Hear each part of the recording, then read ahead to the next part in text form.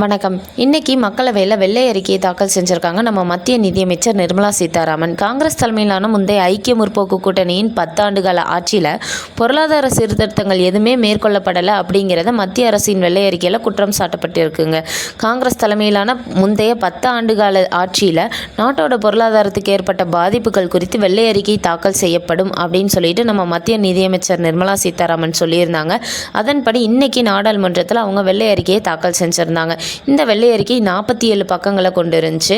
காங்கிரஸ் தலைமையிலான முந்தைய ஐக்கிய முற்போக்கு கூட்டணி அரசு 2004ஆம் ஆண்டு ஆட்சிக்கு பொறுப்புக்கு வந்தபோது நாட்டோட பொருளாதாரம் ஆரோக்கியமான நிலையில தான் இருந்துச்சு. அதோட சீர்திருத்தங்களை மேற்கொள்வதற்கு ஏற்ற வகையிலும் இருந்துச்சு. ஆனால் 2004 ஆட்சிக்கு வந்த அவங்க அந்த சீர்திருத்தங்களை கைவிட்டுட்டாங்க. நாங்கள் ஆட்சி பொறுப்புக்கு வந்தபோது நாட்டோட பொருளாதார கொள்கைகள் பல தவறான திசைகளில் சென்று முன்னேறதுக்கு வழியே இல்லாத நிலையில் சிக்கி இருந்துச்சு. உடனடியாக சரி செய்ய வேண்டிய நிலையில் நாட்டோட பொருளாதாரம் இருக்கிறத நாங்கள் உணர்ந்தோம்.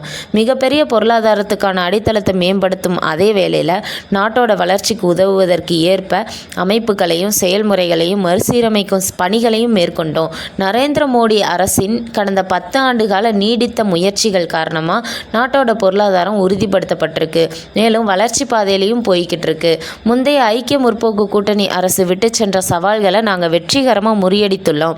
மேலும் 2047க்குள்ள வளர்ச்சியடைந்த நாடாக இந்தியாவை மாற்ற வேண்டும் என்ற இலக்கோடு நாங்கள் செயல்பட்டு வர்றோம் அப்படின்னு சொல்லியிருந்தாங்க அந்த வெள்ளை அறிக்கையில்.